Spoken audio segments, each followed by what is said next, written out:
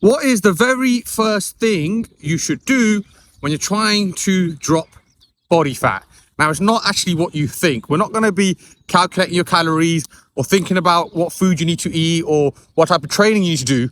The very first thing you need to do is take stock of where you are right now.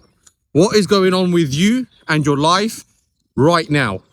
Now, to do this, you need to take a bird's eye view of your life. So what I want you to do is simply get a pen and paper, write your name in the middle of the sheet, put a circle around your name, and then I want you to branch off the different areas of your life. As an example, my name's Arjun Rai. I'll write that down. And then on the different branches, I'll have family, I'll have friends, I'll have work, money, my personal health and fitness, my hobbies. And then of each of those, I'll start branching off. For example, family, I'll branch off wife, kids, parents, cousins. And then what I would like you to do is highlight the areas you feel like need some work. Some of you guys, it might be minimal. Some of you guys might need to try to improve a lot of these areas. So I want you to focus on your top 3 for now. Because if you have too many areas at once, it's going to be hard to kind of dedicate the time to improve all of them. But you identify the areas of your life that need improving. Now, many of you guys, it might be health and fitness. And this is where you can get a little bit more detailed now. So when it comes to your health and your fitness, what's very important is looking at what your weekly schedule is currently like at the moment. And then you can start to plan in when you're able to go for walks, when you're able to train, when you're able to actually dedicate some time to getting in shape, because it does take time. Okay, so I want you to get a pen and paper again and put down Monday to Sunday, and then put down time block it. So whatever time you wake up, 6 a.m. all the way up until time you go to bed, say 10 p.m, hour by hour, what are you doing every single day?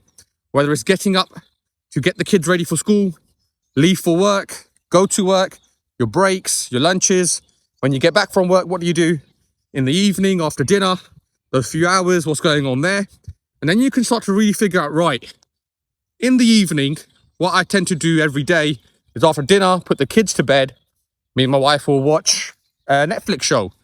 But you might find there might be like 2 or 3 hours in that time where it's just wasted on a bit of TV, a bit of downtime. Now, everybody does need their downtime. I'm not saying get rid of it completely, but if you notice, like, I'm actually doing this for 3 hours between kind of 8 p.m. and 11 p.m, we're just chilling and not doing too much, then you might think, actually, why don't I go bed an hour earlier? So rather than 11 p.m, go to bed at 10 p.m. If I can get up that hour earlier, now I can fit a workout in the morning or a walk. And doing things like this can really open your eyes up to actually some time you'll have spare to dedicate to your health and your fitness. With that, you want to obviously look at your schedule and slot in regular times if possible. So if I can slot in, cool, on Monday at this time, I can go to the gym every week. Tuesdays at this time, Thursdays, doesn't need to be every day, 3 times a week. You can slot that in, write it down, pen to paper. This is the times I go to the gym.